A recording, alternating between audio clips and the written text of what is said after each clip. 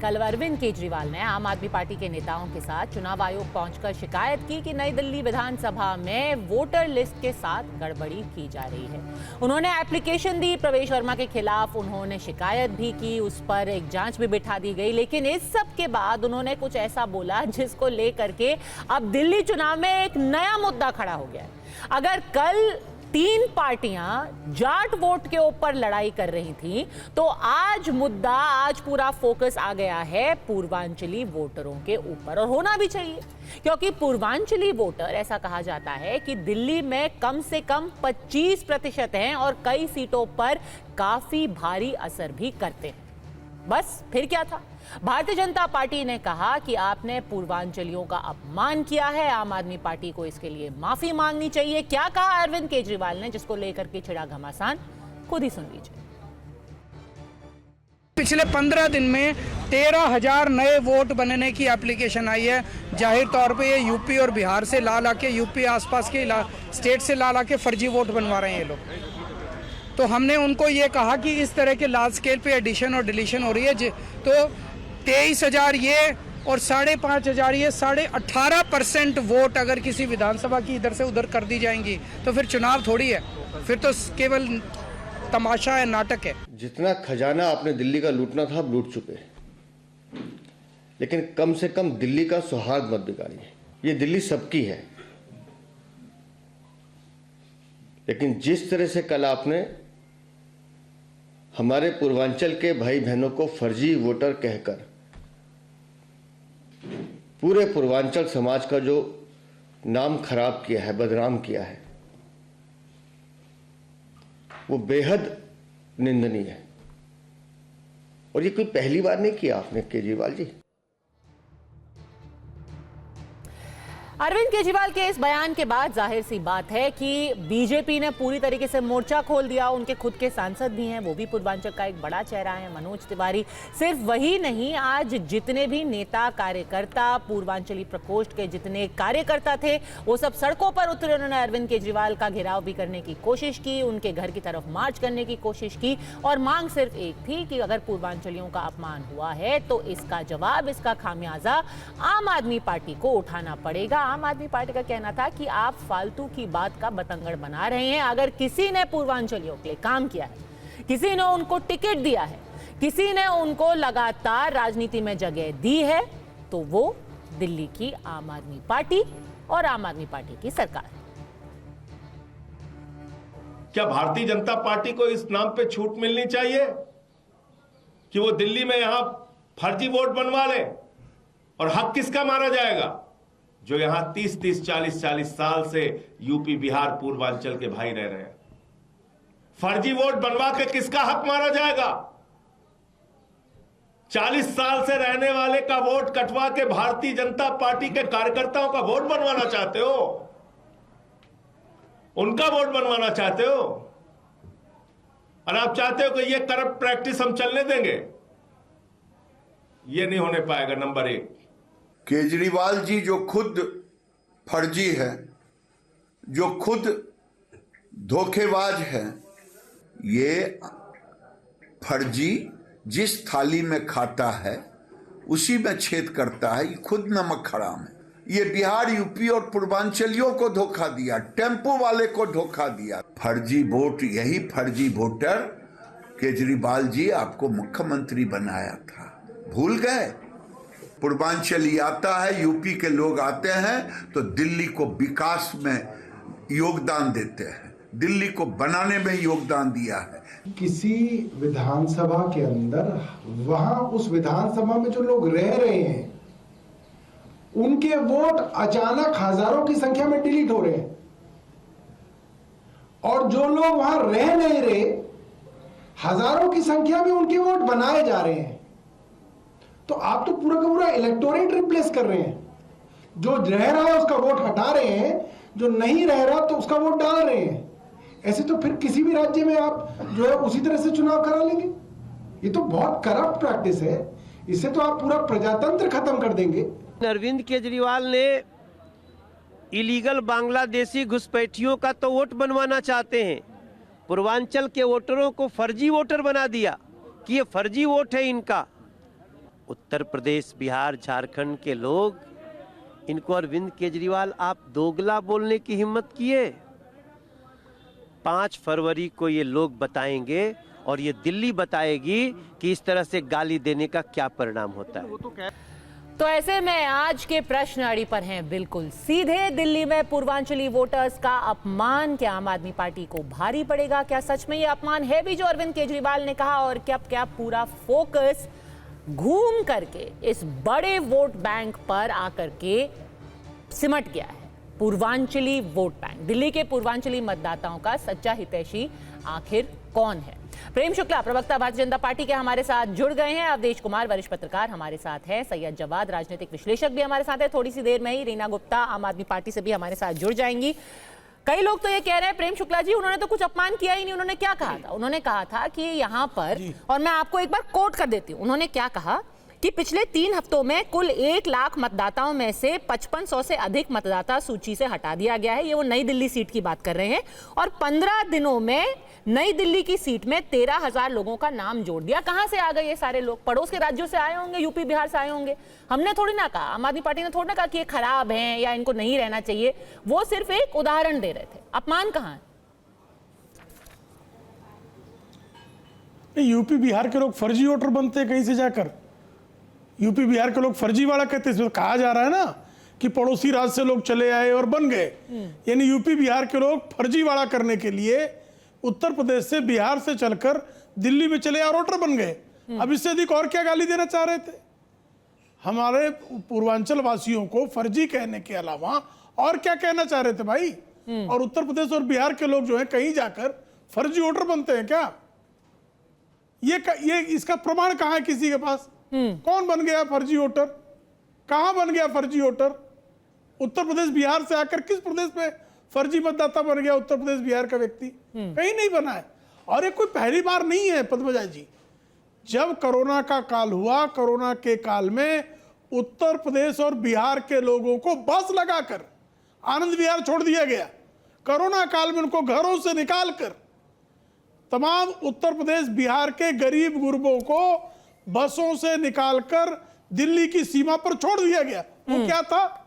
आपने 2020 के चुनाव में उनसे वोट लिया, जैसे कोरोना की महामारी आई उनको मरने के लिए छोड़ दिया।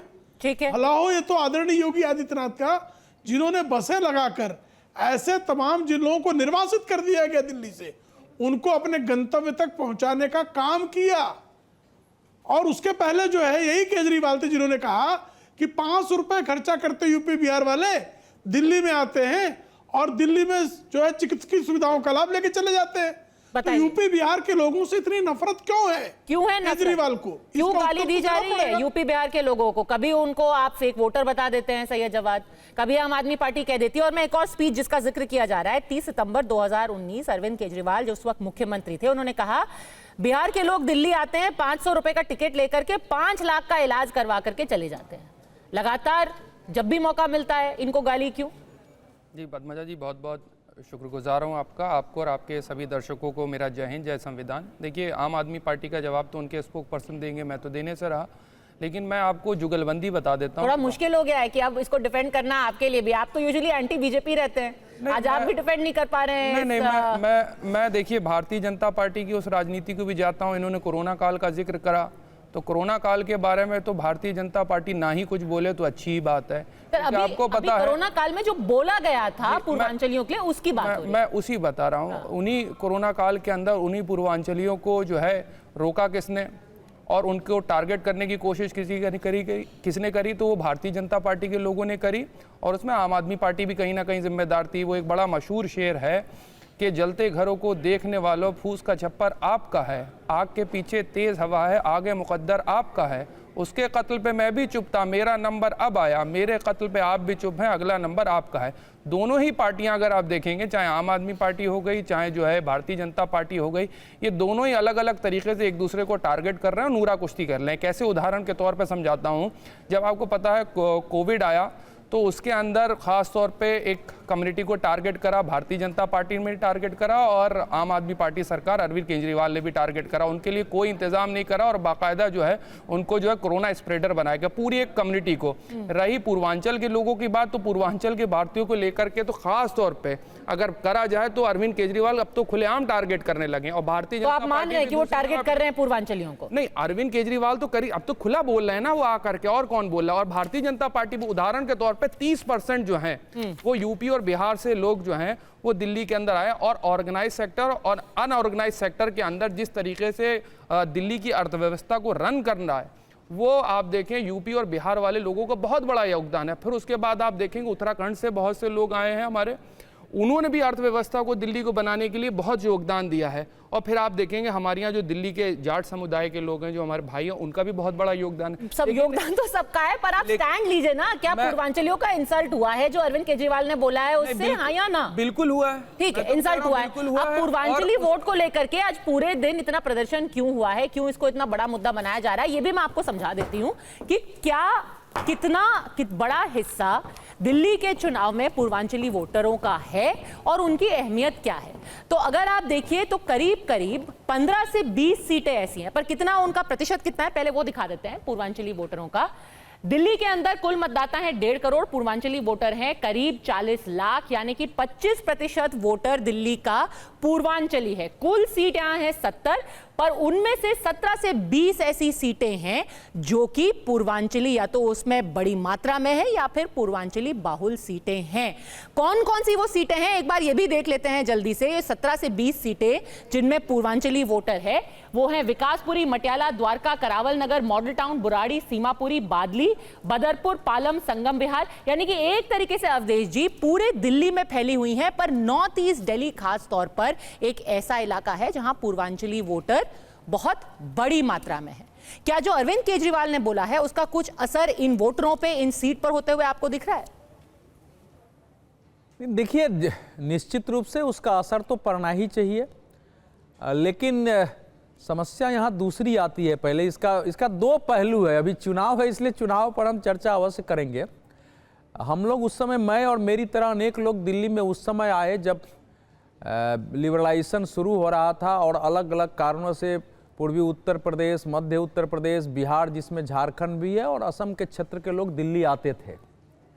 और क्योंकि पहले बंगाल जाने की थी, बंगाल की इकोनॉमी ध्वस्त हो चुकी थी, तो भारी संख्या में लोगों का लालू जी के समय, और जब यहाँ कल्याण सिंह की सरकार चली गई यूपी में, जब गुंडागर्दी शुरू हुई, माफियाओं का दौर शुरू हुआ, दंगे शुरू हुए और अतीक से लेकर मुख्तार अंसारी का राज चला, तो भाग भाग के लोग आए थे यहाँ। उस समय कठिनाई में भी थे।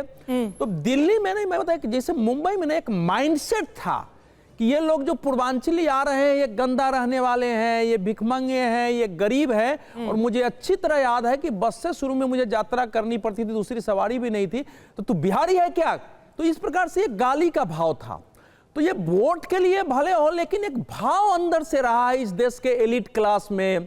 हालांकि उस समय भी जेएनयू में, दिल्ली यूनिवर्सिटी में बड़े बड़े प्रोफेसर बिहार के थे, जो आज हिस्ट्री में जितने लोगों का नाम है वो ज्यादा से ज्यादा सब बिहार से ही आए थे, और बड़े बड़े लोग काम कर रहे थे। ब्यूरोक्रेट्स यहाँ बड़ी संख्या में थे, जर्नलिज्म में लोगों का आना शुरू हो चुका था। इसके बावजूद था। तो ये इस समय कहना दिल्ली में, चाहे वो उस समय के जो लोग थे ना, वो मानते थे कि भाई बिहार के लोगों का इस सब के आने से हमारे यहाँ थोड़ा क्राइम बढ़ गया, गंदगी बढ़ गई। वो शीला दीक्षित ने भी एक बार स्टेटमेंट दिया था ऐसे ही। अच्छा, दिल्ली की परेशानी बढ़ी है बाहर से, बिहार से, और बाकी लोग आ गए हैं, फिर बड़ी हंगामा हुआ इस पर। ये जो मनीष सिसोदिया है, इन्होंने तो यहां तक कहा था कि यहाँ के कॉलेजों में इसलिए जगह नहीं मिलती है कि बिहार और उधर से दूसरी एरिया से इतने यहाँ स्टूडेंट आ जाते हैं कि दिल्ली के लड़के वंचित हो जाता है। दिल्ली विश्वविद्यालय में और बाकी यहाँ के विश्वविद्यालय में एक नियम बनाना होगा कि यहाँ के लोगों को प्रवेश नहीं दिया जाए। तो ऐसी समय समय पर ऐसी आवाजें यहाँ उठती रही हैं। लेकिन अब चूंकि समस्या यह है कि बिहार और पूर्वी उत्तर प्रदेश के लोग जो है एनजीओ चला रहे हैं, एक्टिविज्म में, पॉलिटिक्स में खूब एक्टिव रहते हैं। जगह जगह हर पार्टी के पॉलिटिक्स में आप देखेंगे तो स्टेट लेवल पर भी लोग होते हैं, चाहे बीजेपी हो, यहां तक कि कांग्रेस हो या आम आदमी पार्टी में। तो आधी लड़ाई आम आदमी पार्टी की पूर्वांचल के नेताओं ने लड़ी है और उनको जिताया है।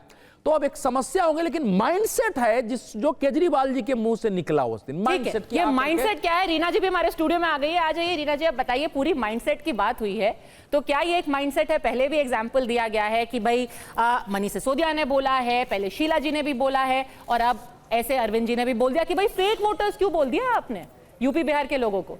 देखिए, भारतीय जनता पार्टी के पैरों के नीचे से जमीन खिसक रही है और वो मुद्दे तलाशने की कोशिश कर रहे हैं। ये जो दिल्ली में एक नैरेटिव बनाया जा रहा है कि अरविंद केजरीवाल जी ने कुछ पूर्वांचली भाई बहनों के खिलाफ बोला है, मैं ये कहना चाहूंगी कि दिल्ली में जितना पूर्वांचली भाई बहनों के लिए पिछले 10 साल में अरविंद केजरीवाल जी ने काम किया है, किसी नेता ने नहीं किया। नहीं, काम की हम थोड़ी देर में बात करेंगे, अभी आप माइंडसेट की बात कीजिए कि एक सोच ही ऐसी है कि भाई ये गंदे लोग हैं, ये फेक वोटर्स हैं। प्रेम शुक्ला तो कह रहे थे आप गालियां दे रहे हैं उनको। देखिए, मैं प्रेम शुक्ला जी को बताना चाहूंगी और मेरे हाथ में मैं लेके आई हूँ, ये देखिए रमेश बिधूड़ी का बयान है और ये आप अपने स्क्रीन पे दिखाइए। रमेश बिधूड़ी ने ये बोला है यूपी और बिहार के लोगों को दिल्ली से भगा देना चाहिए। इनके दूसरे एक सांसद विजय गोयल ने बोला कि जो लोग दिल्ली में कॉमनवेल्थ का काम करने आए थे उन्होंने दिल्ली आके दिल्ली को स्लम बना दिया है, उनको दिल्ली से बाहर फेंक देना चाहिए। तो जो पूर्वांचलों की विरोधी मानसिकता है वो भारतीय जनता पार्टी की मानसिकता है, हमने हमेशा सम्मान दिया है। और अगर भारतीय जनता पार्टी के प्रवक्ता बैठे हुए तो मैं उनको चैलेंज करती हूँ, हमने 12 कंप्लीट करने दीजिए, हमने 12 पूर्वांचली भाई बहनों को दिल्ली में एमएलए का टिकट दिया है, हमने उनको बराबरी का सम्मान दिया है, हमने उनको भागीदार बनाया है। आप बताइए आपने कितने पूर्वांचली भाई बहनों को दिल्ली में टिकट दिया है? और जो पूरा कच्ची कॉलोनियों में पूर्वांचल के भाई बहन रहते हैं, कच्ची कॉलोनियों में 10 साल पहले आप देखिए, 10 साल पहले नरक की जिंदगी होती थी। अरविंद केजरीवाल जी ने कच्ची कॉलोनियों में सड़क बनवाई, सीवर बिछवाया, वहां पे पाइपलाइन बिछवाई, वहां पे हमने स्कूल बनवाए, अस्पताल बनवाए। वो सारे काम से आज की तारीख में दिल्ली में पूर्वांचल के भाई बहनों को कोई अपशब्द नहीं बोल सकता। उससे पहले 10 साल पहले अगर कोई भारतीय जनता पार्टी के ऑफिस में चला जाता था टिकट मांगने तो ये बोलते थे बाहर निकलो यहाँ से, तुम बिहारी हो, तुम्हारी हिम्मत कैसे हो गई भारतीय जनता पार्टी के ऑफिस में आने की। ये तो इनकी मानसिकता रही है। ये क्या बात कर रहे हैं आज दिल्ली में? बताइए प्रेम शुक्ला। उन्होंने रमेश बिधूड़ी का भी एग्जाम्पल दिया, वो तो न्यूज़पेपर क्लिपिंग लेकर के आई है कि रमेश बिधूड़ी कह रहे थे कि इनको बाहर फेंक दो। बिल्कुल नहीं, बाहर फेंको बिहारियों को कह रहे हो, झूठ छपा हुआ है। बिल्कुल नहीं, अभी केजरीवाल जी का तो सामने प्रमाण है, सामने क्लिपिंग है केजरीवाल जी का सामने। देखिए मेरे बीच में मत बोलिए, मैं आपको सुन रहा था ना, इसका क्या मतलब है? आप मेरे बीच में ही बोलेंगे, अपनी जगह बोलिएगा ना, आपको मौका देंगी पद्मजा जी।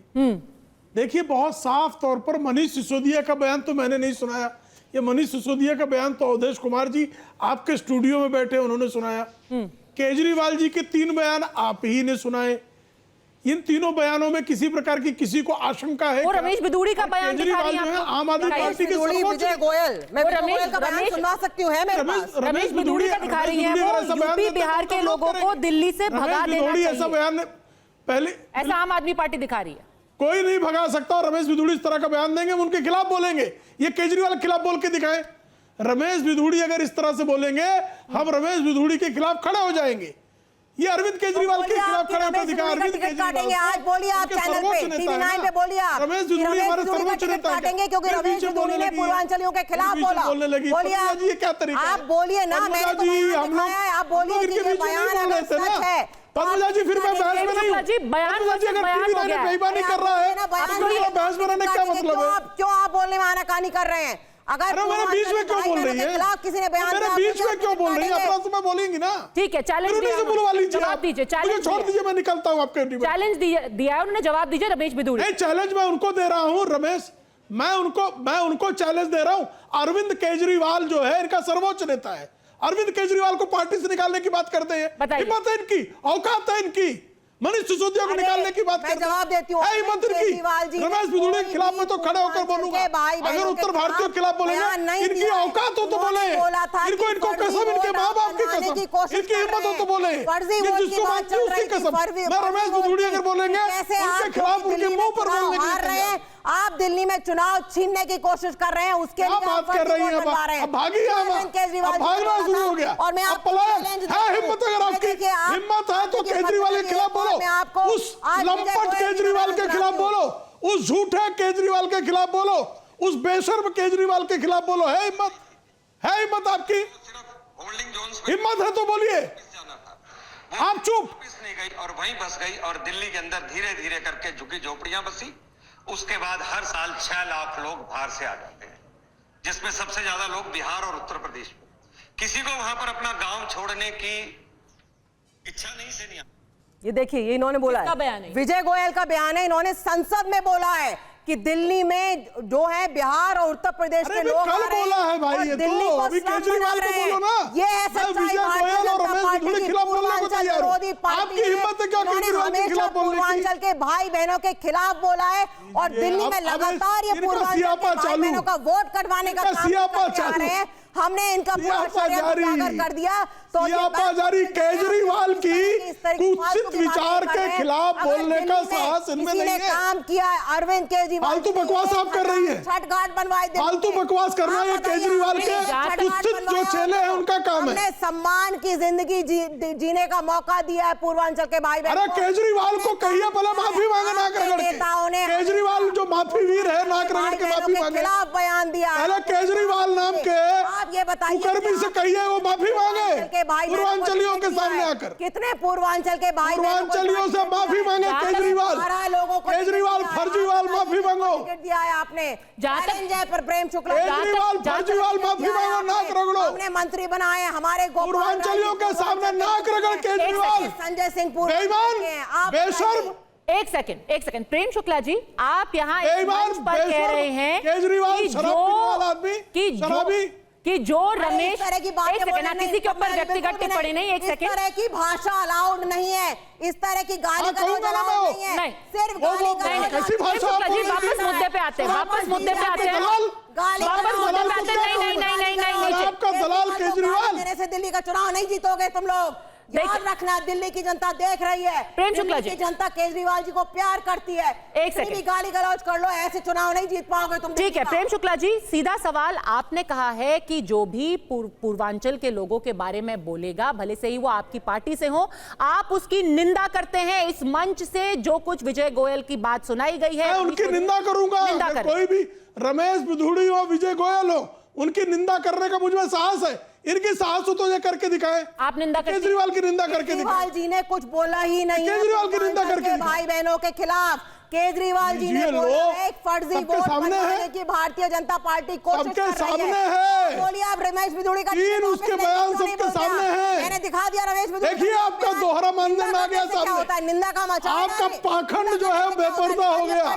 ये पाखंड का बुर्का फटाफट उससे पहले कैसे रमेश बिधूड़ी ने पाखंड का बुर्का आपने रमेश बिधूड़ी को एमएलए का टिकट दे दिया। फट गया में गाली गलौज करता है, पूर्वांचलियों के खिलाफ बोलता है, पाखंड का कैरियर ग्राफ ऊपर चलता जाता है। बुर्का फट गया, टराटर इनका बुर्का फट गया जी। देख रही है आपकी पार्टी, बेनकाब हो गई जी। पूरी दिल्ली देख रही है, सबकी जमानत जब्त होगी इसके बाद। जो बेनकाब बेपर्दा बोल रहा है, सबकी जमानत जब्त होगी, चाहे रमेश बिधूड़ी हो, चाहे आपके बेनकाब बेपर्दा। ठीक है, अपनी सीट लीजिए। एकदम से बेनकाब हो गया आपका। एक और क्योंकि वापस चुनाव पर मुद्दा लेकर के आते हैं, वापस आंकड़े कुछ देख लेते हैं। किसकी जमानत जब्त होगी ये तो जनता फैसला करेगी, लेकिन पिछले चुनाव में ये पूर्वांचल का वोट किधर गया था? हमने आपको बताया 20 ऐसी सीटें हैं जहां पर पूर्वांचली वोटर बेहद अहम भूमिका निभाता है। पिछली बार उसने अपना भरोसा किस पार्टी में जताया? अब आप देखिए 2020 में जहां पूर्वांचली वोटर निर्णायक है, उन सीटों पे किस पार्टी की पैठ है? विकासपुरी की बात करें, आम आदमी पार्टी जीती, मटियाला आम आदमी पार्टी जीती, मॉडल टाउन, द्वारका, बुराड़ी, सीमापुरी, तो ये 6 सीटें गई आम आदमी पार्टी के पास। अब अगर हम देखें बादली, नांगलोई, किराड़ी, उत्तम नगर, पटपड़गंज और पालम, ये सीटें भी आम आदमी पार्टी के पास गई, यानी कि कुल कितना आंकड़ा हो गया है? 12 पूर्वांचली सीटें गई है आम आदमी पार्टी के पास।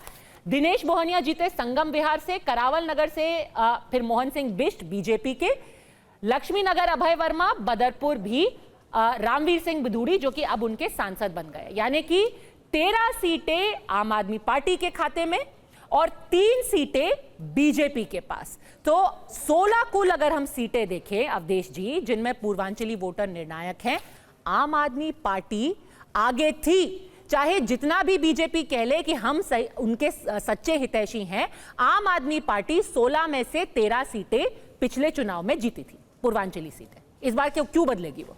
देखिए 70 में से 62 सीटें आम आदमी पार्टी जीत रही है, तो उसका किसी क्षेत्र में तो सीट ज़्यादा होगी। 2015 में उन्होंने 70 में से 67 सीटें जीती थी, तो बीजेपी तो यहाँ साफ हो गई थी। दोनों के बीच 2020 में भी वोट का अंतर 15% का था, तो इसमें तो कोई दो मत नहीं। हालांकि वो अभय वर्मा पूर्वांचली हैं, लेकिन ज़्यादातर सीटों पर देखेंगे तो वहाँ पूर्वांचलियों का बहुमत होते हुए या वो प्रभावी होते हुए भी जो वहाँ के उपयुक्त उम्मीदवार लगा उसको वोट दिया है। ये बात सच है कि देश में आप देखेंगे कि पूर्वांचल में कभी संकीर्ण क्षेत्रवाद नहीं पैदा हुआ है। वहां के लोग जहां भी गए हैं मैंने देखा है वो एक देश की भावना से काम करते हैं। इस समय भी मैं कह रहा हूं कि दिल्ली में जो विमर्श का क्षेत्र है, जो सेमिनार्स हैं, जो बहस होती है, उसमें आप देखिए किसकी ज्यादा संख्या होती है। वो रहते हैं सब, एक वातावरण बनाते हैं। लेकिन इस समय जो मैंने कहा एक लंबे समय का माइंडसेट अपने यहाँ है। पर रीना जी कह रही है माइंडसेट है ही नहीं हमारा, ऐसा हमने कुछ गलत नहीं बोला। मैं जो कह रहा हूं, देखिए भारतीय जनता पार्टी एक राष्ट्रीय पार्टी है, उसको मालूम है कि अगर यहाँ हम कुछ भी करेंगे तो उसके परिणाम हमको देश में अन्यत्र भुगतने पड़ेंगे। दिल्ली में तो एक पूर्वांचली को अध्यक्ष भी 2-2 टर्म रखा है, और मैंने कोई नहीं देखी है, कोई भी ऐसी यूनिट नहीं देखी है दिल्ली में मदन लाल खुराना के समय भी कि जिसमें बिहार यूपी के लोगों को पार्टी के शीर्ष पदाधिकारी में शामिल नहीं किया गया। और जहां तक रीना जी केंद्र का कह रही है, तो मैं तो 1991 से लेकर के और 2005 तक जो दिल्ली का केंद्रीय कार्यालय है, उस केंद्रीय कार्यालय के कार्यालय मंत्री या तो बिहार के रहे हैं, पूरा जीवन बिहार में गुजरा है इतने लंबे समय तक। तो वो एक दूसरा पक्ष है। जो सेंट्रल ऑफिस, जो पार्लियामेंट्री पार्टी का ऑफिस है, वहां बिहार में ही पूरा जीवन भाजपा जनसंघ में गुजारने वाले ऐसे वो यूपी के थे, वो यहाँ जो है करीब करीब 6 वर्ष तक जो है उसके प्रभारी रहे। तो ये नहीं कर सकते। आम आदमी पार्टी भी कोई जानबूझ के करेगी मैं नहीं मानता हूं, लेकिन चूंकि यहाँ के लोगों के अंदर एक भाव है, अब वो चुनाव जीते हारे उन्होंने बोल दिया है, और वो पार्टी में भी ये चर्चा चलती है। आम आदमी पार्टी की एक बड़ी ताकत जो है पूर्वांचल के लोग हैं, उनके यहाँ संघर्ष किए, उस अन्ना हजारे के आंदोलन में एक बड़े फोर्स थे वो लोग। तो अब आज माइनस नहीं कर सकते हैं, लेकिन जो कुछ इस समय हुआ है वो दुर्भाग्यपूर्ण है और बता रहा है कि इस दिल्ली के आसपास के लोगों पर आप मानते हैं कि जाने अनजाने गलती हुई है?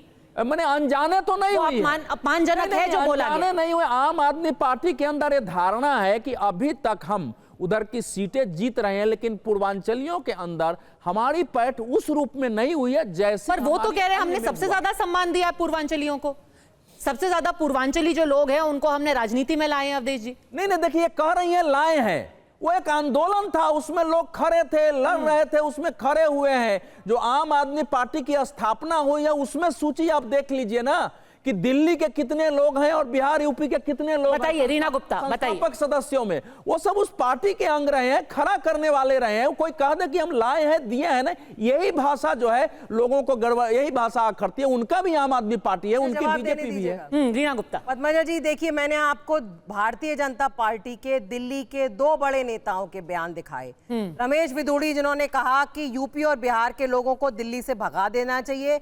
उन्होंने ये भी कहा यूपी बिहार के लोगों का एक ही इलाज है, इनसे काम करवाओ और फिर पीट कर यहां से भगा दो, हमने इनका ठेका थोड़ा ही ले रखा है। ये रमेश बिधूड़ी का बयान है, आप अपनी रिसर्च टीम से चेक करवा सकती हैं। पर वो तो निंदा कर रहे हैं ना उसकी। दूसरा विजय गोयल, निंदा से क्या होता है पद्मजा जी? रमेश बिधूड़ी को इस बार ये लोग मुख्यमंत्री का कैंडिडेट बनाने वाले हैं। ये लोग रमेश बिधूड़ी को दिल्ली का मुख्यमंत्री बनाने वाले हैं। निंदा करने से क्या होता है? एक तरफ आप निंदा करेंगे और दूसरी तरफ आप ऐसे इंसान को जो पूर्वांचल के खिलाफ माइंडसेट रखता है उसको आप दिल्ली का मुख्यमंत्री बना रहे हैं। आपको आपके माँ बाप की कसम हिम्मत हो तो बोल दीजिए। तो आप बोलिए कि रमेश बिधूड़ी आपको आपके देवी देवता की कसम हिम्मत तो बोल दीजिए। आपको बयान सुनाया, ठीक है, मैंने भी एक बयान दिया, मैंने भी एक बयान पढ़ा था केजरीवाल का बयान सामने। विजय गोयल का भाषण मैंने सुना था, वो आधी बात बता रहे हैं। वो दिल्ली की समस्या पर बात कर रहे थे कि बाहर के लोग विजय गोयल का जो ये बता रही हूँ आधी बात बता रही, वो पूरा भाषण हमको अच्छी तरह याद है, उस पर बहस भी हुई थी। विजय गोयल ने जो भाषण दिया था उसमें दिल्ली के सिस्टम पर बात हो रही थी कि जब ज्यादा संख्या में लोग आएंगे, दिल्ली की व्यवस्था ठीक नहीं है, उसको ठीक करने की जरूरत है। सुनिए बीच में नहीं बोले। और उन्होंने बोला दिल्ली को स्लम बना रहे हैं, ये बोला विजय गोयल। ये भाषा नहीं थी, सुनिए संसद का भाषण मैं है। दोबारा सुना सकती हूँ। संसद की मेरे भाषा पास है सुनिए। यहाँ अरे पे। भाई आपने सुनाया, मैंने सुन लिया है, मुझे वो याद है। मैं भारतीय किसी से जनता पर्सनल नहीं पार्टी करता हूँ। संसद की किस अरे तरह मैं अवमानना इस दिल्ली करती में है, वो रमेश बिधूड़ी ने संसद में क्या 34 बोला था, वर्षों वो से भी मैं सबको दिल्ली की पता है। पॉलिटिक्स देख रहा हूँ। मुझे नेताओं के भाषण तक याद रहते हैं। और मैं वो अच्छी तरह याद है कि दिल्ली का विषय उन्होंने उठाया था कि दिल्ली किस ढंग से कोलैप्स कर रही है, दिल्ली में कैसे सिस्टम बनाने की जरूरत है। ये केंद्र की राजधानी, यहाँ लोग आएंगे, लेकिन आने के बाद ये नहीं हो कि जनसंख्या से दिल्ली स्लम बन जाए। दिल्ली और केंद्र सरकार का दायित्व होता है कि यहाँ उस ढंग से सुविधाएं, सड़कें, आवास सब विकसित हो। समस्या दिल्ली की बढ़ रही है, वहां ये चीजें थी उस विषय में। ये नहीं था जो ये बता रही हैं। कोई भी पार्टी, मैं कह रहा हूं, जिसको बिल्कुल एक राज ठाकरे की जैसी पार्टी हो सकती है जो ऐसे कर सकती है। शिवसेना एक समय संसदीय स्वायल के आधार पर बड़ी, बाद में उनको भी बीजेपी के साथ आने पर विस्तार करना पड़ा। आम आदमी पार्टी की तो ताकत है वही लोग यहाँ दिल्ली में संघर्ष करने वाले, काम करने वाले, उनके लिए। आप अभी भी जाके देखिए ना। पर बार बार उनकी ये उलाहना क्यों की जाती है रीना गुप्ता? और आप जब थी नहीं यहाँ पे, मैंने एक पढ़ करके सुनाया था स्टेटमेंट जो कि अस्पतालों को लेकर के अरविंद जी ने उस वक्त जब वो मुख्यमंत्री थे तब उन्होंने दिया था। इसका जिक्र किया था सैयद जवाद ने भी, जब उन्होंने कहा था कि 500 रुपए का टिकट लेकर के आते हैं, 5 लाख का इलाज करा के चले जाते हैं। मतलब सोच वही है कि ये लोग क्यों घुसे जा रहे हैं दिल्ली के अंदर, हमारे पैसा, हमारा हक, हमारे अस्पताल सब लेकर के ये चले जाते हैं, 500 रुपए का टिकट लेके आते हैं। पद्मजा जी देखिए, मैं इस बात से बिल्कुल असहमत हूँ। पूर्वांचल के भाई बहन जो दिल्ली में हैं, उनको बराबर अरविंद केजरीवाल जी की सरकार ने सम्मान दिया है। और अभी मेरे दोस्त जो महाराष्ट्र की बात कर रहे थे, अच्छा इन्होंने महाराष्ट्र का उदाहरण दिया।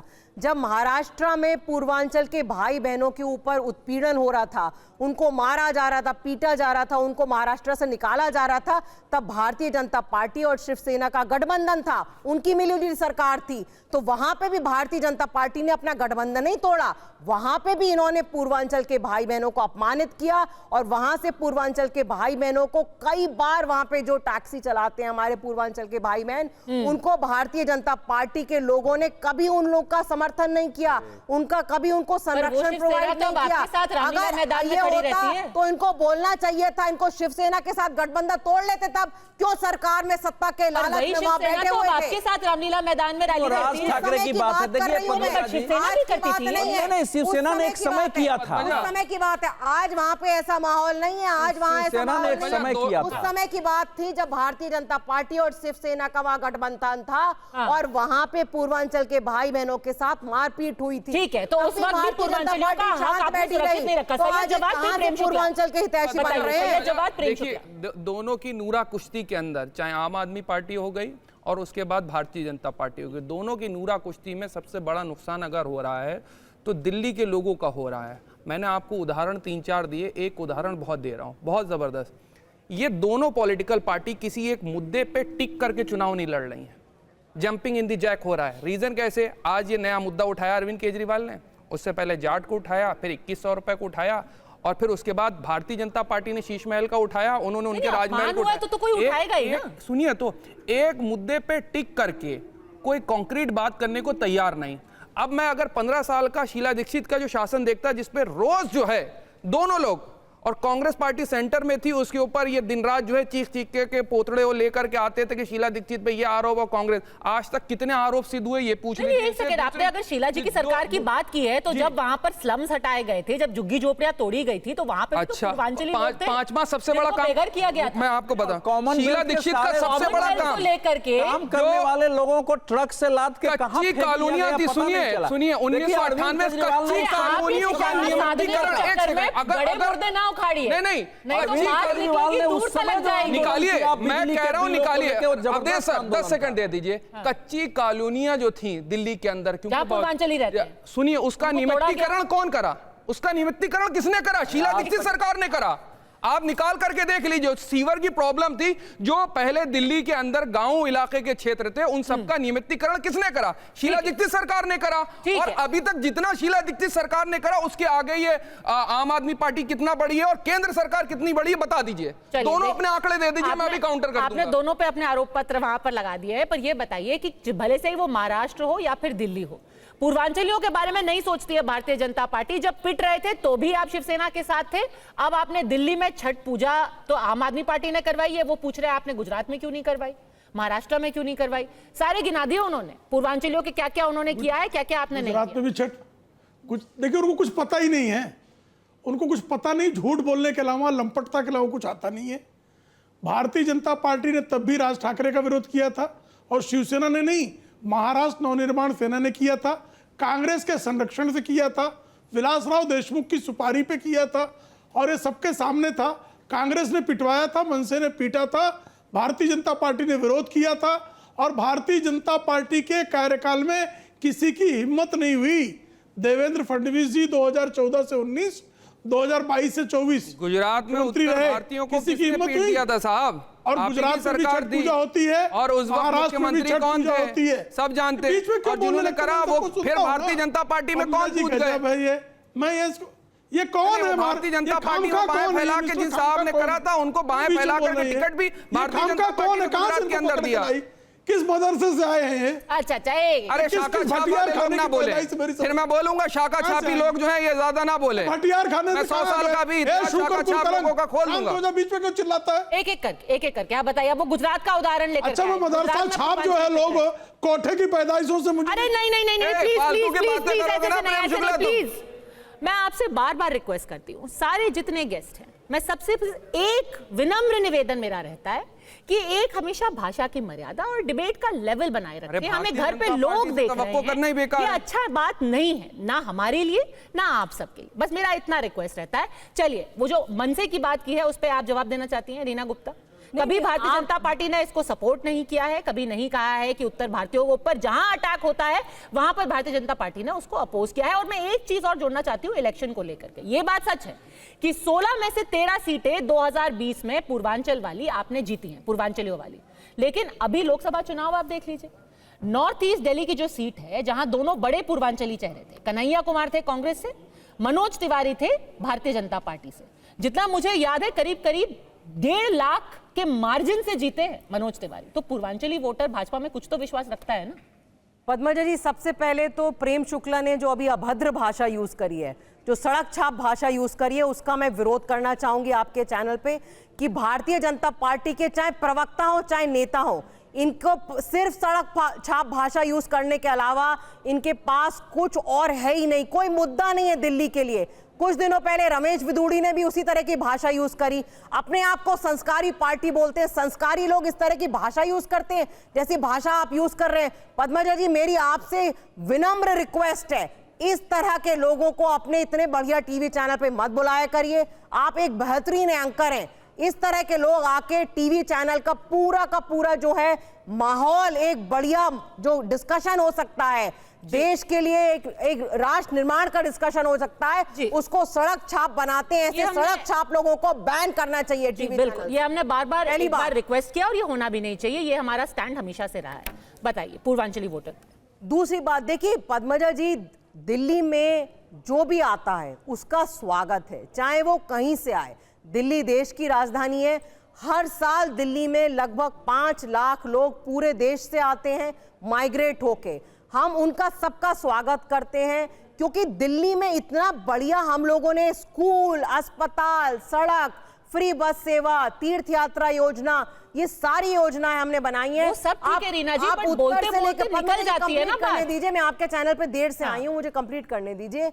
आप उत्तर से आप पूरा नॉर्थ वेस्ट ईस्ट साउथ कहीं चले जाइए, आप दिल्ली में जो अरविंद केजरीवाल ने बढ़िया काम किया है उसकी पूरे देश में चर्चा है।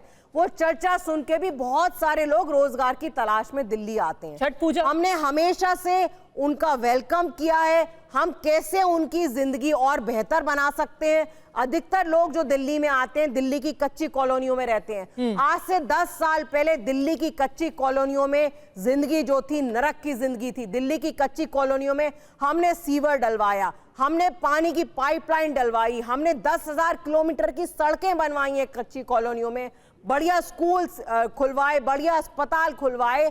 तो हमारी हमेशा से ये रहती है कि आप जो भी आए दिल्ली में, चाहे पूर्वांचल से भाई बहन आए, कहीं से आए, रीना जी ये वो सब एक तो आप बढ़िया कह रही हैं ना, लेकिन दूसरी ओर मुझे कंप्लीट करने दीजिए।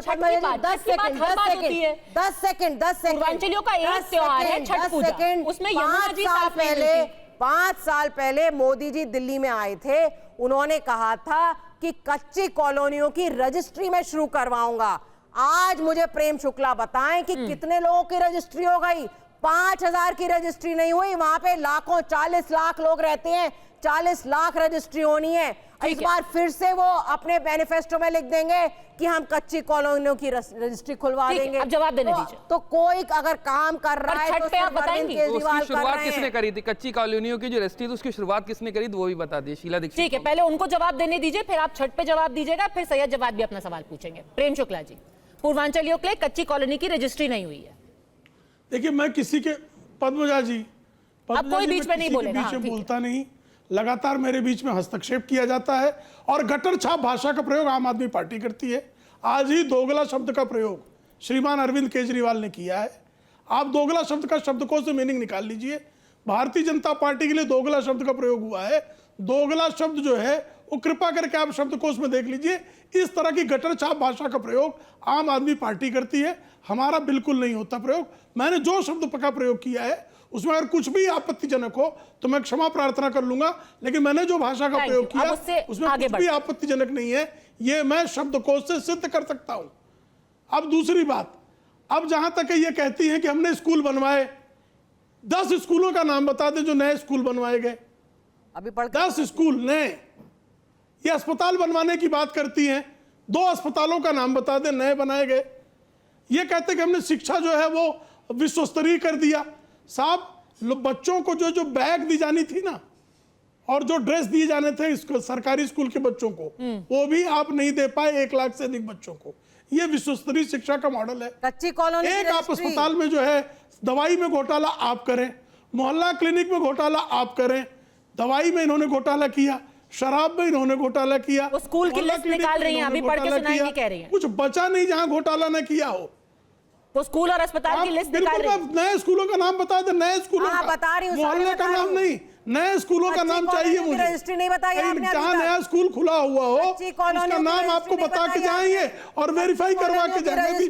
फिर बीच में बोलने लगी है, मैं तो बीच में नहीं बोल रहा था। बीच में नहीं, बीच में क्या तरीका है? स्टूडियो में बैठे आपके गेस्ट को क्या होता है? कच्ची कॉलोनी की रजिस्ट्री का जवाब दे दीजिए। मैं बीच में तो बोल नहीं रहा था ना इनके। कच्ची कॉलोनी की रजिस्ट्री पे जवाब दीजिए, फिर रीना जी लिस्ट तैयार रखिए। बिल्कुल, कच्ची कॉलोनी देखिए, लोगों को मकान, झोपड़ा धारकों को मकान देने का काम ये आदरणीय नरेंद्र मोदी जी ने ही किया। इस पूरे देश में 4 करोड़ लोगों को मकान दिया। 4000 दिल्ली की बात करिए, दिल्ली की बात, बस दिल्ली की बात, सिर्फ दिल्ली में ही।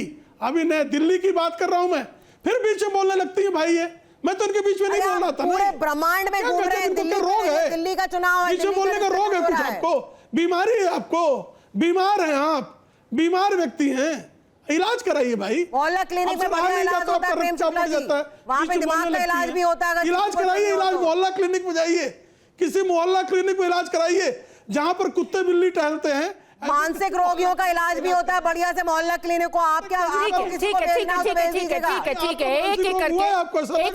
एक एक करके आखिरी 30 सेकंड प्रेम शुक्ला जी कच्ची कॉलोनी पे जवाब खत्म कीजिए। मैं तो इनके बीच में एक बार नहीं बोल रहा था, ठीक है, लगातार जो है चिकिर चिकिर चिकिर चिकिर किए जा रही है। ठीक है, आखिरी 30 सेकंड कच्ची कॉलोनी। कच्ची कॉलोनियों के बारे में आदरणीय नरेंद्र मोदी जी ने 4775 लोगों को इसी दिल्ली में मकान देने का, एक मकान है बता दे किसी को दे दिया हो, कहीं दे दिया हो, क्यों नहीं दिया इन्होंने? मकान देने की जिम्मेदारी नहीं थी।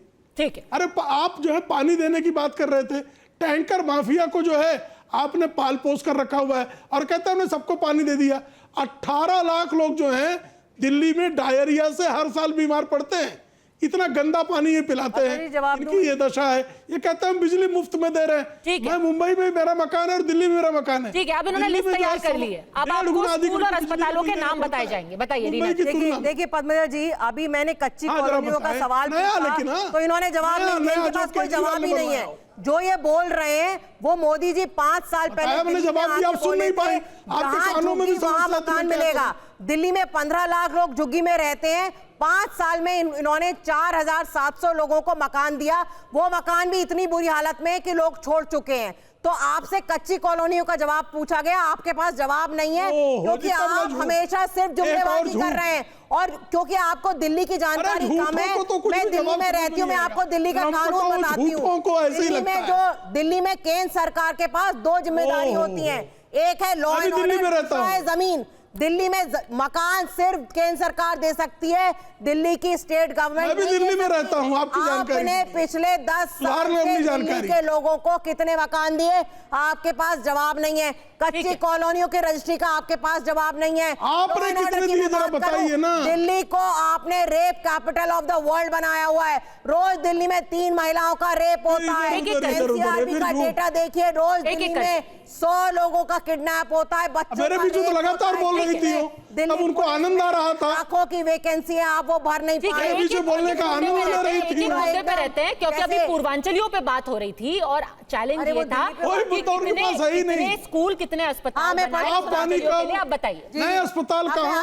वो बता रही है, एक-एक करके अस्पतालों की लिस्ट पढ़ रही हूँ, और मैं कितना खर्चा हुआ है और कितने बेड का अस्पताल बना है वो बताऊंगी। मादीपुर हॉस्पिटल 320 करोड़ नया अस्पताल पढ़ रही हूँ भाई, सुनिए तो सही, धैर्य रखिए सुनने का। मादीपुर हॉस्पिटल 320 करोड़, नहीं तो मैं तो रखा हुआ था, आपकी तरह थोड़ा हूं। Jwalapuri hospital 320 crore 700 bed, Sirsapur hospital block A 500 crore 1160 bed, Sirsapur hospital block B, Shalimar hospital 1430 bed, Sultanpuri hospital 520 bed, Sarita Vihar hospital 200 bed, रघुवीर नगर हॉस्पिटल 1575 बेड, और कितने बड़े पद्मजा जी और आप ये मुझे बताइए कि मोदी जी बोल रहे थे कि हर वेरीफाई कर लीजिएगा, इसमें से सब झूठ निकलेगा। कितने नए एम्स खुलवा दिए आपने 10 साल में, ये बता दीजिए मुझे। मोदी जी ने कहा था हर जिले में एक नया एम्स खुलेगा। अवधेश जी, आम आदमी पार्टी की सरकार कह रही है हमने कम से कम आधा दर्जन बनाए हैं। आम आदमी पार्टी ने दिल्ली में एक भी नए स्कूल नहीं बनाए हैं, एक भी नए अस्पताल नहीं बनाए। तो सारे नाम गिना रही हूं। तो सुनिए आप चलिए पद्मजा जी, मैं अरे भाई मैं भी मुझे बोलने दीजिए ना। सब लोग चलते हैं। अरविंद केजरीवाल जी ने 2023 में घोषणा की थी कि 11 अस्पताल हम दिल्ली में बनाएंगे, वो सारे लिस्ट उसके हैं, उसके लागत की भी बात उसमें घोषित हुई थी। जो कॉलेज स्कूल थे ना, उसमें कुछ क्लासेस जरूर बढ़ाए गए हैं, उसमें कुछ अच्छे क्लासेस बने हैं, वो सब तो किया ये प्रस्तावित अस्पताल है, ये प्रस्तावित अस्पताल है। अरे भाई मैं कह रहा हूं मेरे भाई दिल्ली में हमने 21,000 नए बेड ऐड किए हैं पिछले 10 साल में। 21,000, पहले सिर्फ 21,000 होते थे। रीना जी आप भी दिल्ली में रहती हैं, मैं भी रहता हूं, दिल्ली के लोग यहाँ वहां भी खड़े हुए हैं। देखिए ऐसा है कि जो सच है वो सच है, जो सच नहीं है वो सच नहीं है। तो इसलिए कच्ची कॉलोनी का मसला जरा दूसरा है। कच्ची कॉलोनियों को लेकर एक दूसरी बात होती है कि कहाँ मान्यता दें, कहाँ रजिस्ट्री है, वहाँ क्या समस्या है। और ये बात करें, मैं तो झुग्गी झोपड़ी की लड़ाई में रहा हूँ, कई संगठनों का मैं जो है उसमें हमको मतलब चलाने का भी अवसर मिला है, मैं उसकी पूरी नीति जानता हूं, उस पर नहीं जाऊंगा। अरविंद केजरीवाल जी के शासनकाल में ये फैक्ट है कि दिल्ली की व्यवस्था कोलैप्स हो गई है। आप 100 गज कोई सड़क बता दीजिए दिल्ली में, लुटियन जोन के छोड़ के, आप भी गाड़ी से चलते हैं, हम लोग भी, जहां की आपको गड्ढे नहीं दिखे और गाड़ी जो है, गाड़ी का पूरे दिल्ली में वाहनों का मेंटेनेंस कॉस्ट बढ़ गया, उसके कारण आपके यातायात मतलब ट्रैफिक जाम हो गया हो, ये स्थिति है।